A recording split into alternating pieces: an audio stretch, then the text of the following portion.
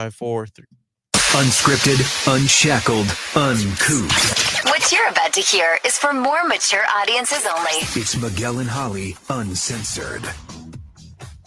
Hello, and welcome to Miguel and Holly Uncensored. This is our off-air podcast that we do 3 times a week on Mondays, Wednesdays, and Fridays. And now we have Sunday editions. Yes. Sunday sessions. Sunday, Miguel and Holly Uncensored Sunday sessions. I know for a fact, Kelvin, for your Sunday one, we will not have an intro produced. I sent off the stuff to Bossman Trevor. I'm going to throw him under the bus and say that I haven't heard back from him, but I did send off the information to be done. So, Great. Holly, you'll probably have it for yours. Yeah. Mm-hmm. Kelvin, is yours done? No. Oh, not at all. Oh, I was wondering about that because like you were all gung ho. You're like, I already have mine done. It's in the bag. I can take your spot. Correct. And I do have 3 episodes of a podcast. However, I want to use it for my own. Oh. So now I'm like, wait, but I do have a great idea for my first one, and I'm excited. I'll just record it right after this podcast. All right. Okay. All right. Well, around noon on Sunday, you'll hear the first edition for producer Kelvin, Miguel and Holly Uncensored Sunday sessions. I wanted to kind of delve back into what your Can't Let It Go was, Holly. Okay. So was it based on anything, and sort of set it up, but because we only, obviously have a short amount of time, but I didn't know if it was like a TikTok you saw or an article, or what was it based off of? It was sort of a conglomeration of things that are trending this week. And hold on a second. Let me see. Just give me 2 seconds. Type this in. Let's see. I can tell you the article. I think that hold on a second. Okay, so it was just talking about this things that are happening this week, and it was saying that on TikTok there are more content creators that from Gen Z that are finding comfort in millennial nostalgia. Does that make sense? So typically Gen Z gives the millennial generation like a ton of grief because we're cringe and we're stuck on our Legos and our Disney World and our skinny jeans and our side parts and whatever the fuck, and so it's like this war started and they came for us and we were like, oh, why are you doing this? Well, it's this sort of turning of the tide where now I'm saying like Gen Z influencers on TikTok are saying that maybe the millennials were onto something. This just for example, this like some 25-year-old is like, I feel like I'm missing out. Like they talk about clubs and clubbing, but we don't have that. And I feel sort of like I'm missing a piece of my 20s, or, the nostalgia of really enjoying, I don't know, from like things from the 2010s, even like not that long ago, but long ago enough that like life was just different before the advent of social media and being chronically online. Not always having a phone in your hand, having to record things and be a content creator. There's sort of, it's an interesting take because they are the ones that fully grew up in this integrated timeline of digital everything, having the phone all the time. They truly never got to experience what life was like prior to. And I think they are longing for something that they didn't get to be a part of. So that brings me back to they're having a little bit of maybe jealousy, but like nostalgia for these millennial trends. And they're like, listen, we know maybe we called you guys cringe about it, but it's kind of cozy. I kind of like it. Yeah, I can totally see that. When I see videos about that, it always makes me laugh and just sort of like, the good old days when you would go to the club and no one had their cell phone out to take pictures of everything. Right. And how I will berate myself Sunday evening when I'm like, all right, well, what can I post for my like weekend dump? Or what can I say? Here's what happened this weekend. I'm like, oh my God, I didn't take any pictures or videos this weekend. What the but it's like, oh no, you were actually enjoying yourself and you were out. You were and living, about. Right. Not just living to publish. Right. To post. Right. Yeah. Oh, I need to go out so I can have a really good story on Instagram. Like you're going out because you want to. Well, that's what I think when I see like the influencers on TikTok and Instagram that do the little vlogs, and it's like, here's what it's like to be a 23-year-old banking finance person in Charlotte, and it's like them waking up, putting on their clothes, washing their face, brushing their teeth, getting coffee, like the morning routine, going to work, get ready with me or whatever. right? And then it's like them, but they're not even like talking. It's just like quick clips. Yes. And then they're like walking into work, and then they're not just showing them sitting at their desk all day. And then it's like them going home, and I'm just like, what did I just watch for 45 seconds? And then That's it's like, there's nothing really to it. But then I'm thinking to myself, how much energy did you have to put into that make that happen? Because all the different angles and everything. And I'm like, yes. Well, why? Like, what's you're putting together this polished look at your life that's not real. Right. I mean, it is, but it's also not. It's like it's manufactured. Like you're packaging yourself to. Are you selling me on you? What are you doing? What is this? Yeah. Is that something that you come across, Kelvin? Repeat what you were saying. Do you know where you are? I do not know where I am right now. I spaced out, and I'm so sorry. Oh boy. I saw you looking, and I was like, "Oh, he's about to say something." And you know what? I knew you were gonna ask me too. I was like, "He's gonna fucking ask." I know he is. I know he is. I knew you were too. I was like, I've been up since midnight. Oh, that's my right. God. Not up since. Sorry, I fell asleep at midnight. Sorry. That's right. You did go to the J Balvin show. We'll get into that here in a second. But basically, we're just talking about the influencers that vlog their day, but it's not from some sort of interesting perspective. It's just Get ready with me. Right. A 40-second video of me, coffee routine, going to work. Don't show me at work, but then here's me coming home, blah, blah, blah. Mm-hmm. Do you find, maybe it's like the ASMR thing that I don't really understand. Do you find comfort in those type of videos? I do, because it's just a video form of that question that we had talked about the other day. Hey, what is it that you do when you're out of work?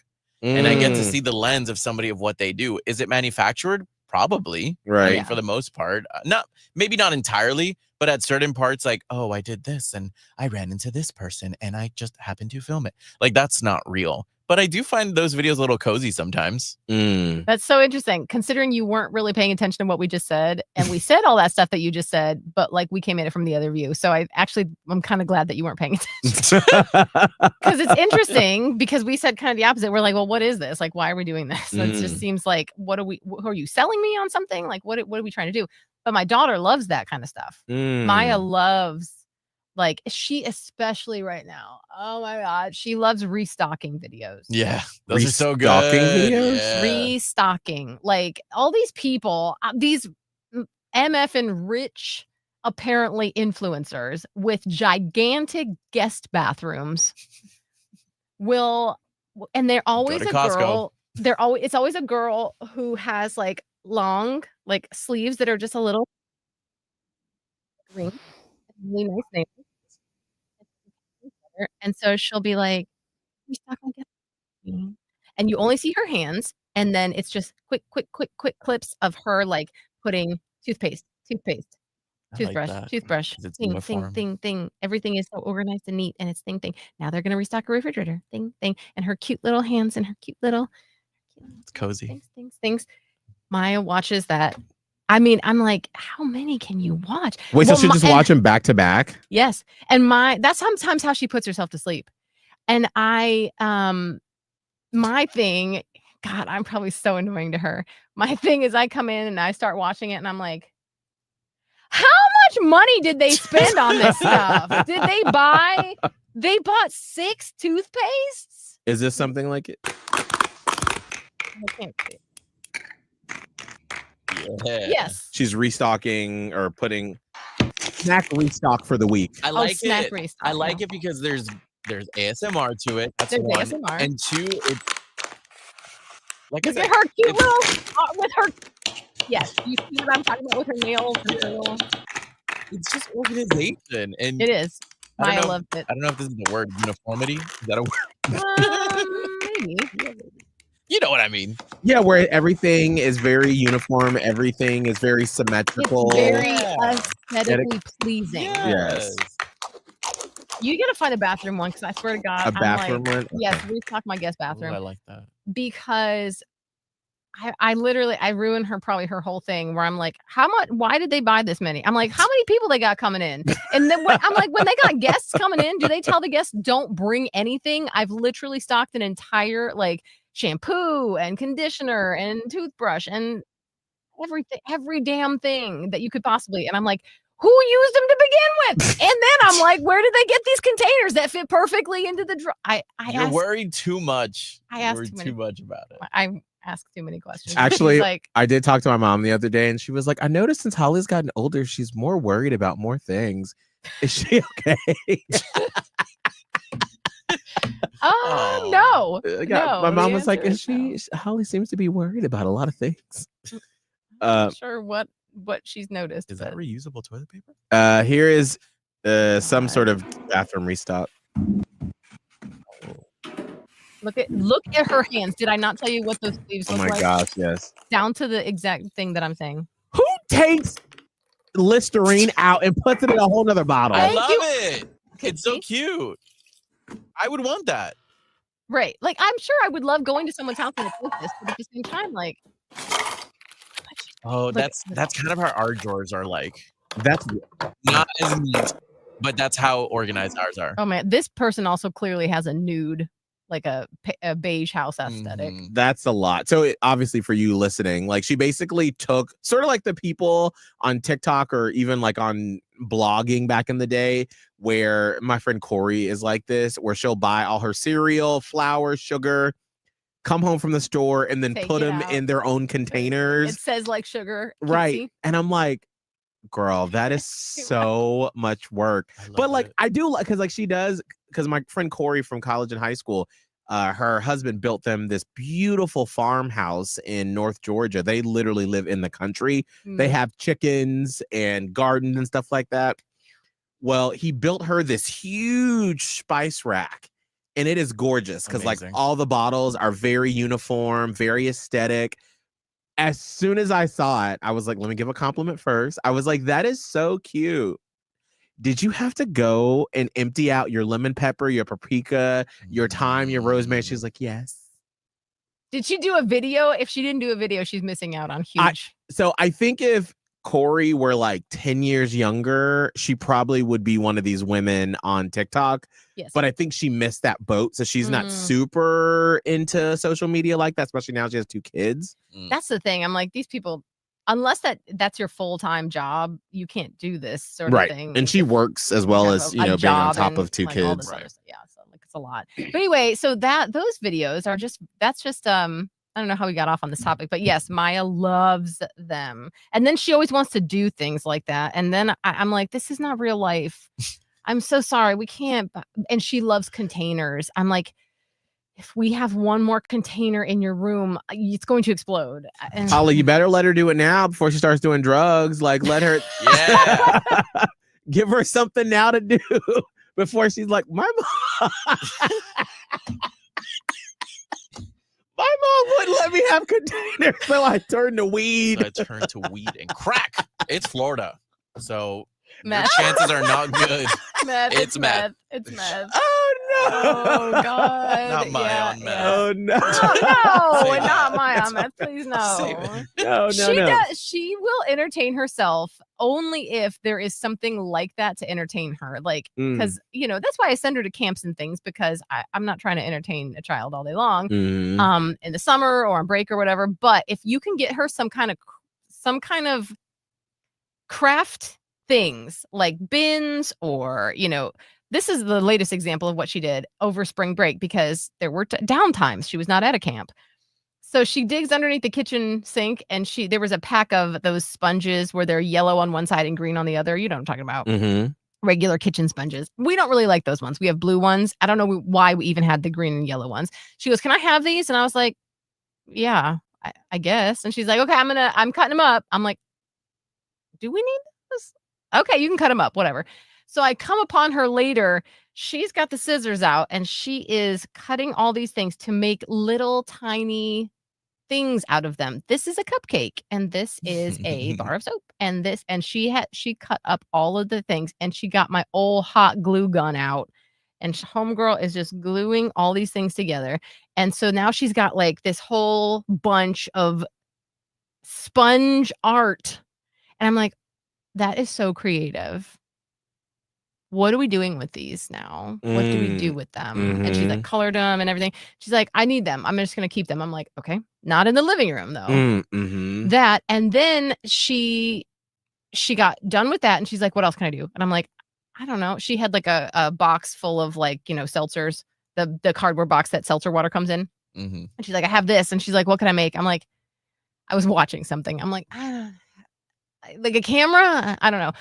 Homegirl made a whole camera out of this box with a hot glue gun. And then she was like, what else can I make? And my fiance's like, what about a lamp? She made a lamp. Wow. It's operational. Oh. It's got lights. Oh, okay. She even hid the battery pack. She's going to be one of those. TikTok, right? I don't know. Like she does this stuff out of her brain, but I think it stems from watching these types of things on TikTok. I do think it stems from that. She's going to be one of those people in middle school or high school for the science fair when they like do a volcano that actually explodes. Because I always thought, you see those on movies back in the day, right? And I'd always be at the science fair, be like, who's going to have the volcano or whatever. Yeah. I think when I did one with my friend, we did a lunchbox with an alarm on it. I don't remember how we did it, but I remember I was like, I'm protecting my food.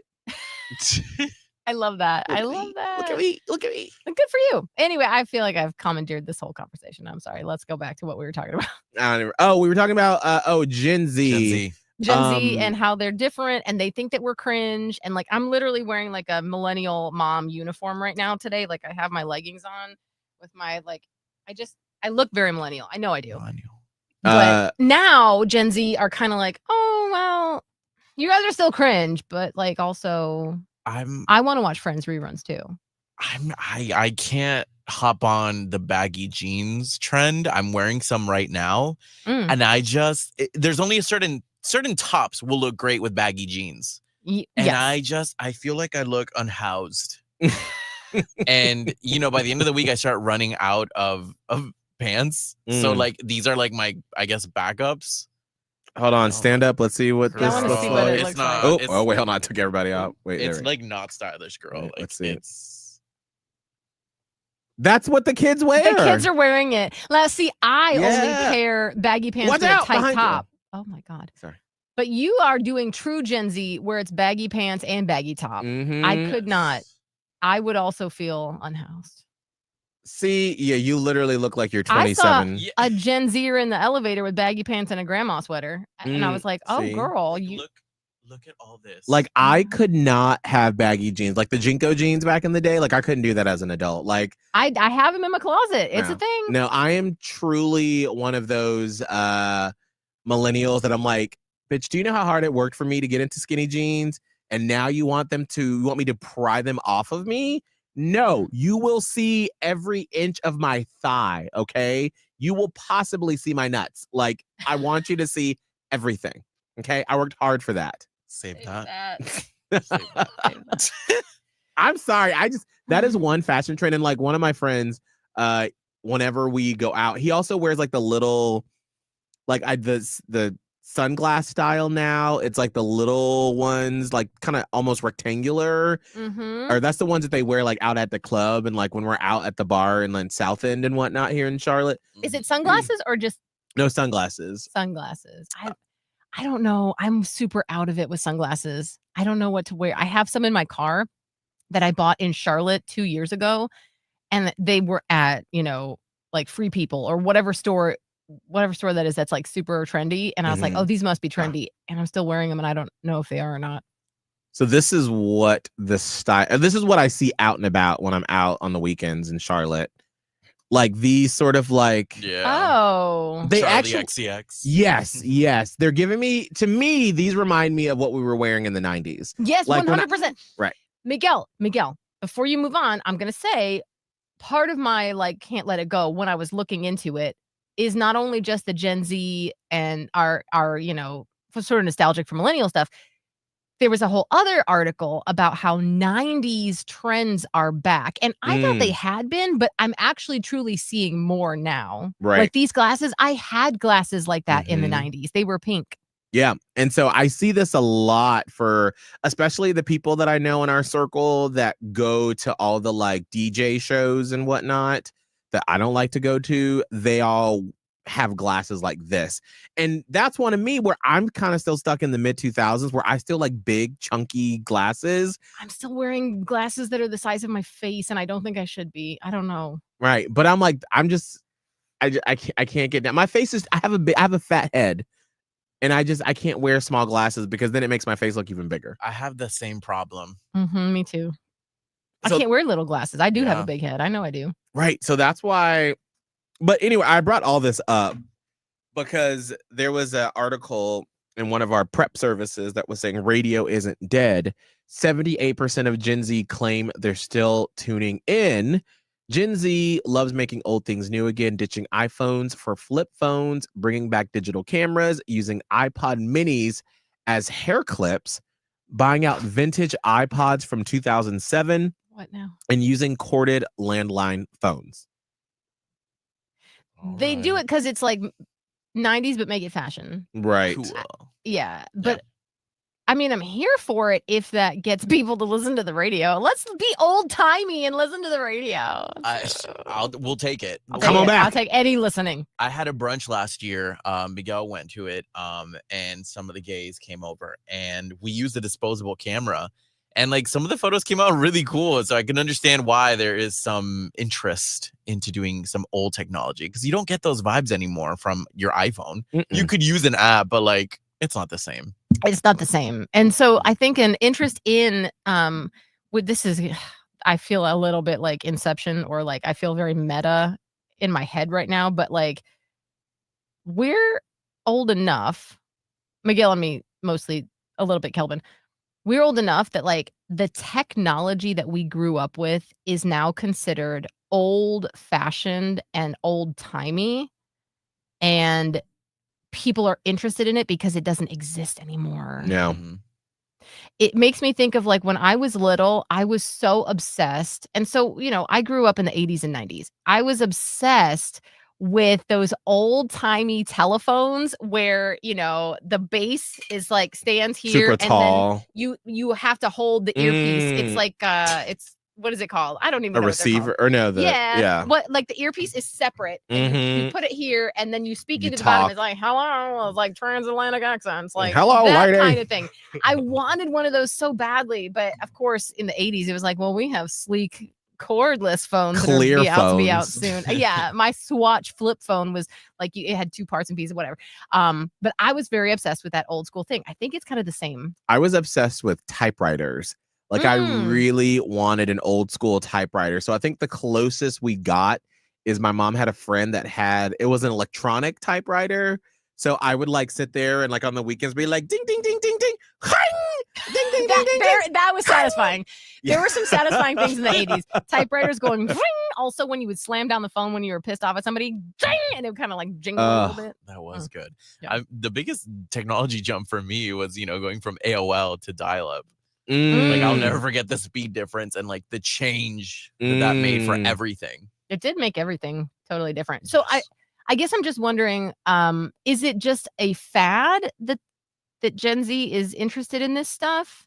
Because keep in mind, I feel like Gen Z is leaning conservatively as well. Well, a lot of the political podcasts I listen to say that this is the first time in modern history that a younger generation is leaning more conservative instead of more liberal. And so sort of like millennials, I mean, even in the last election, because they're now starting to get all the data back from exit surveys and whatnot. And they're saying that millennials swung the majority wise liberal, whereas Gen Z, the ones that could vote, are going conservatively. And I don't know if we just went one step too far.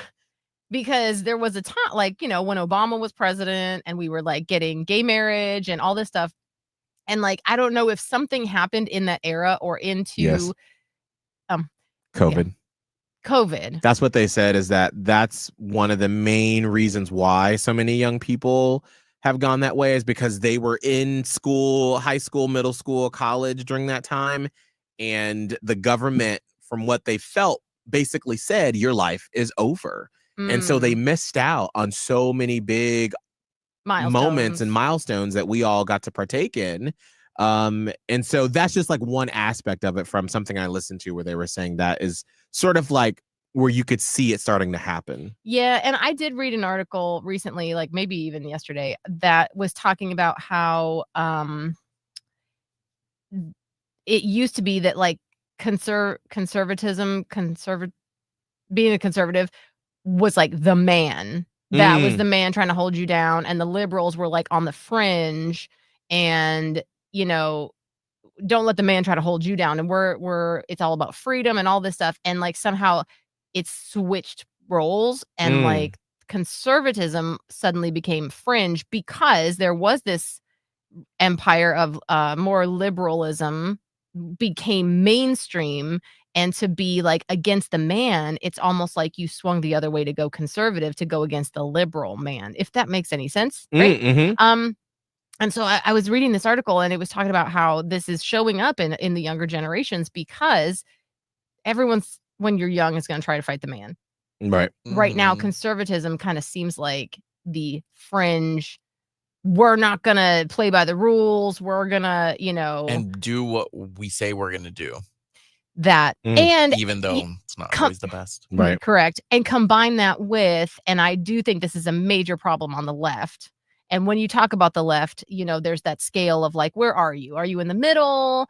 Are you like a centrist? Are you just left of center? Or are you all the way down at the end where it's like the darkest blue, right? We can't even get it together, because the people that are on the far, far end have this moral absolutism where if you are anything other than perfect, I just saw a TikTok about this today. If you're anything other than perfect, you're not good enough. It's not good enough. It's not good enough. It's not good enough. And they've not gooded enough everybody in the party and pushed a bunch of people the other direction, because nobody's good enough. Right. And that's what happened on the far, far left. And everyone's arguing, well, how blue are you? Are you blue enough? And while all of this infighting was happening, people just kind of started creeping away, because it's a more organized group. It's a more organized group. And it's, more about, I guess, what am I trying to say? Like, we're not going to, there's more freedom of thought over here. We're not going to make you think like, we're not going to tell you that you should be kind to everybody. Like, if you don't want to be kind to everybody, fuck them. And they're like, yeah, fuck them. So anyway, interesting. I don't know how we got here, but interesting to me. I also think too that one of the things that I've noticed is with like liberals, we want to protect the institutions. And we're like, we want to protect like the sanctity of the White House and of this and that. Suddenly we've turned into the people that are like, but this is how we've always done it. Right. And so then all of a sudden you have people like Donald Trump and all of them that are like, no, we're going to rail against it. And we're like still trying to hold on to it. When it's like, well, maybe it is time to update it. So why are we holding on to some of these things and traditions and that we've been trying to upkeep this entire time? Because isn't that what you wanted to do? Right. And don't they need an upgrade? Yes. My argument would be not the way they're doing this way. Right. Like, agree, but can we pump the brakes? Because this feels kind of like it's just tearing everything down. But yeah, so then they could argue, well, have our taxes really been like, do you even know where your taxes go? We're getting taxed to oblivion, and I want some accountability. Like, why do I have to spend all this money on taxes for XYZ? And you're like, well, you make a good point, but again, this is not the answer. So so yes. And so I think we're in the middle of some kind of like a weird shift, and I don't know how it's going to end. It's going to be interesting. I was just thinking the other day when I was on one of my walks that I've decided I want to live till 2070. Yes. What? As a woman. Oh boy. Can you imagine? No. Miguel. No. Yes, please. Miguel. Hey, Miguel, how you doing? I want to live into the tricentennial of What the America. hell? To The 300th year? 2076. I want to live to 2076. I want to see what celebrations are happening, or if we're still around as a country.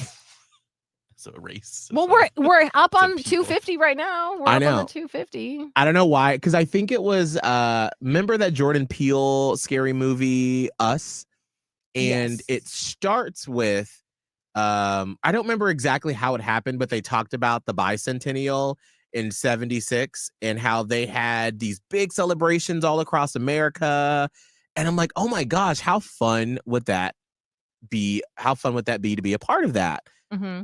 Oh, we're never going to get to see that. And I was like, oh my God, I would actually love to be a part of that. I mean, I'd be in my 80s, but I would love to. I was like, I want to live to 2076. I want to see the tricentennial. Okay. Well, that's a choice and That's a a goal. goal. I mean, you don't have full control over that, but I hope you work it out for yourself. Yeah. Right. So I say all that to say that I want to see where all this goes and where we'll be by then, or if we'll still be the country that we are now. I just want to see where we're at next year at this time. Truly. I'd like to see tomorrow. But yes. Next year. Yeah. So much happens in a year. So much happens. And that's why, like, still, and I know that we're like in the first 100 days of the presidency still, you know, like we're still in the shock and awe period, but like what is going to happen? We have Signalgate going on, and I don't know. I'm about at the point where I'm like, I still want to keep up with everything, but like, I'm just, when it's the weekend and I don't keep up with everything, I can live my normal life. And I just want to live my life. I don't want to have to worry about the fucking government is doing every damn day. No, I've unplugged from checking in all the time. Like because I used to, like on my daily walks, I would listen to the political podcast. Now I'm my audiobooks. I'm like, nope. And you know what? You've unplugged. I feel so much better for it. Welcome to it. I listen to my morning political podcast just to like know, okay, what did I miss anything? What happened? And then there's like the New York Times one that's like 25 minutes and they go in depth, but it's like not always doom and gloom. One day it could be about like, you know, just something different. Okay. So it's not always politics. There's just an interesting story. Mm-hmm. And then if those two don't cover something, I miss it. And I'm okay with that. I'm okay with that right now. I think after talking to Bakari last week and him saying, live your life, enjoy yourself, and let the people that are in the upper echelons of government that are fighting and doing the work, that's what they're there for. I'm like, okay, I'm gonna listen to this book about girls in the 70s in a convalescent house, pregnant, being witches. That's what I'm in right now. Well, that is something. That's a choice. It is, and something. it's a good choice too. It's a good book too. Whole thing. Wow. So that's what I'm reading, by the way, right now. Okay, I love that for you. What is the name of the book? Hold on, let me see what it's called. It's called Witchcraft for Wayward Girls. Oh, that sounds fun. It takes place in the 70s. It's really interesting, and the girls just discovered that they're witches. And they're trying to fight back against this home they're in. They're in St. Augustine, Florida right now. Spooky. Very. And they just met the witch that gave them this book. And now they're trying to protect one of the little girls who's pregnant. It's very unfortunate about how she got that way. Oh, but God. now they're like, because first they were like, we don't want anything to do with witchcraft. And now they're like, we got to protect her.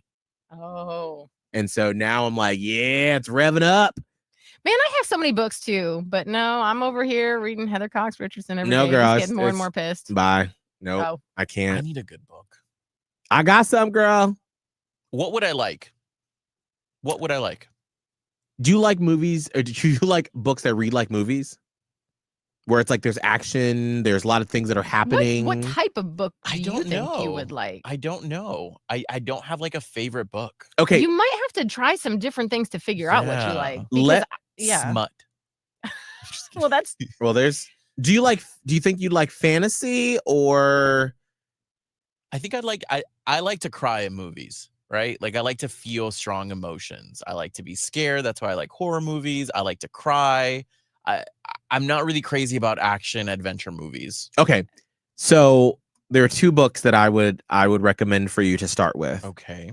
So there's one called the Final Support or the Final Girl Support Group. I Oh started yeah, it. you liked that one. I love that one. Did you not like it? It's not that I didn't like it, but there was a certain part in the beginning of the book where I was like, but who's who? Like, I haven't seen all the horror movies, so who is who? I could tell that they were referencing,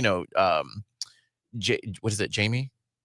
Jamie Lee Jamie Lee Not Curtis. Jamie Lee Curtis, her character, Lori. I knew mhm. they were referencing her. I think they were referencing the ghost face girl. Mhm. But other than that, the rest of them, I didn't know who it was. But you're saying I should just push through either way? Yeah, just push through. So Okay. this author, Grady Hendrix, he's the one that I'm reading, Witchcraft for Wayward Girls. Mhm. I pretty much read all his books 'cause I like the way he writes. Okay. And he also, most of the time, they're set in the South. And he has a lot of like fun Southern, like one of the books I read from his was in Charleston. And there's a top 40 radio station there that's still there. And he referenced that because he's from the area. So to me, that's just a really cool like shout out. But the Final Girl Support Group, I love that one. That one was so good. And I've given that book to a lot of people. And then there's another one that sort of got me on my current trajectory of reading. It's called The Song of Achilles. And it is an actually LGBTQ book. I've heard of that.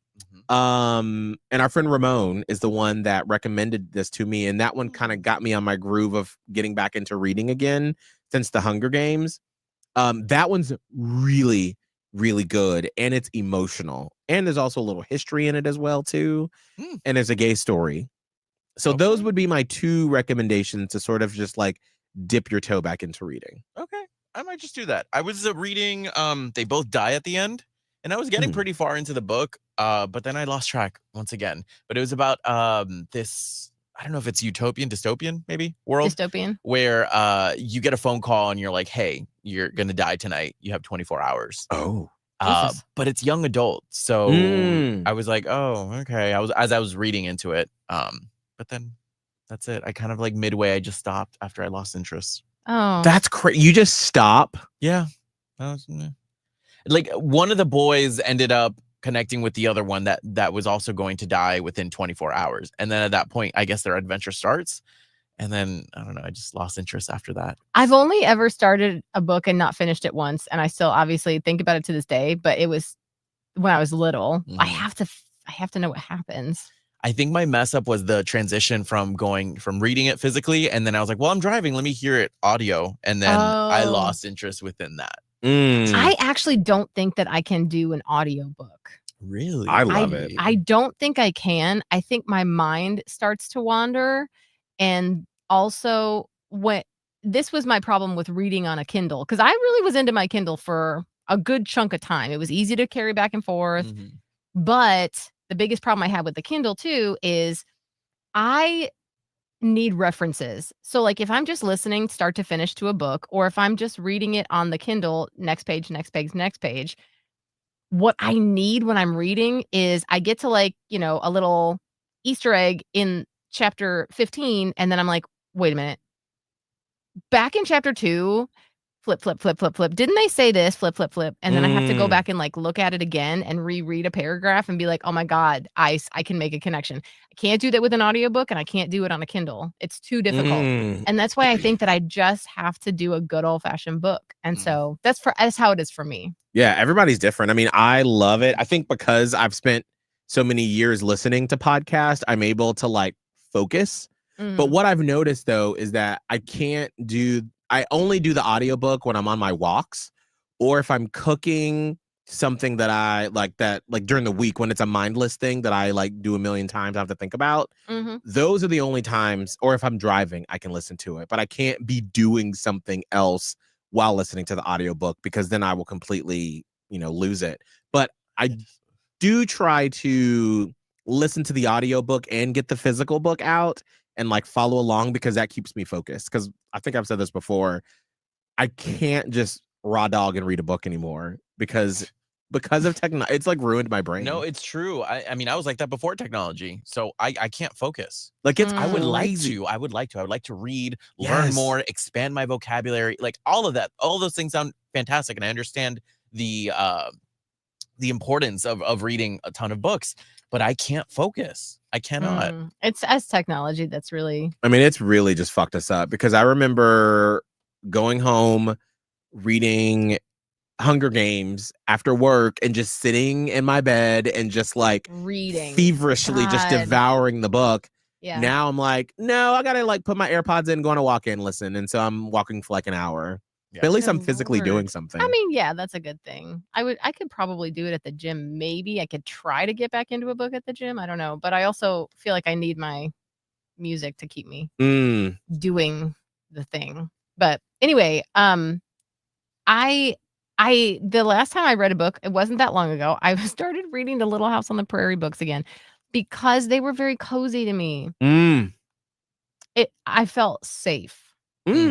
Okay. It felt very safe. And I made it through Little House in the Big Woods, Little House on the Prairie, Little House, the third one. And then I got to the fourth one and I was like, okay, maybe I need to take a break out of this. But I did. I read the actual books that I had from when I was a kid. I still have them. And so I think I could read a book. I just need to find a good one. The book that I never finished and I still think about it to this day, it's Stephen King's Bag of Bones.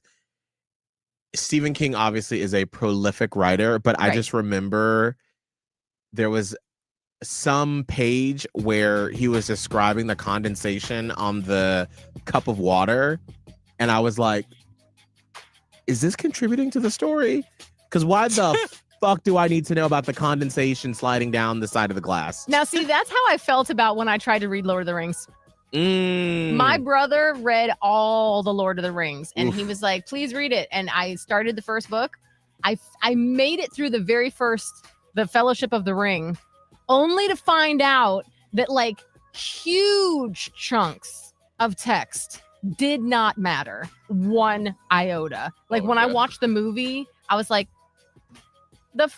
where the fuck is Tom Bombadil at? Like I read a whole thing about this man that lived in the forest and all the songs from all the hobbits that every single word of every single song, I'm reading them like they mean something. They didn't mean shit. And I was pissed. I've never read those books anymore. I think I read the first chapter of The Hobbit, or whenever it got to the first song, I was like, nope, I'm out. Yeah. I can tell. No, that's not I'm for out. me. Can't That's do it. not, Nope. anyway. Well, Kelvin, Anyway. Yeah. where can people find you on social media? You can find me on Instagram. I promise I will be there always at Kelvin Live. And you'll also be here Sunday at noon. Yes, I will. Mm-hmm. Holly, where can people find you on social media? On Instagram and on Threads as Radio Holly. And I am at Miguel Fuller on all the things. We will see you all on Monday. Bye. Miguel and Holly Uncensored. Catch it on the iHeartRadio app or anywhere you listen to podcasts. So do you know what you're going to say on your Sunday show? What are you Kelvin? talking about? I have an outline. Okay. You have an outline? And I'm going to raw dog it.